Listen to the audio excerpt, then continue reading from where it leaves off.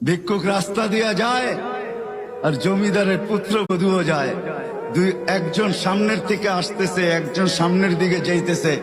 দুইজনের ক্রসিং এর সময় ভিক্ষুকের গায়ের কাদা জমিদারের পুত্রবধূর গায়ে লেগে গেছে। সে দুনিয়া আন্ধার করে ফেলছে, স্বামীকে টাইকা নিয়ে আসছে, বলছে ভিক্ষুক আমার কাপড় নষ্ট করে দিছে। সে শুধু ভিক্ষুক ছিল না, বৃদ্ধ ছিল। বৃদ্ধ ছিল না শুধু, জীর্ণ ছিল, শীর্ণ ছিল, শরীরে কাপড় ছিল না, ফাটা চিরা কাপড় ছিল, পায়ে জুতা ছিল না, পেটে ভাত ছিল না।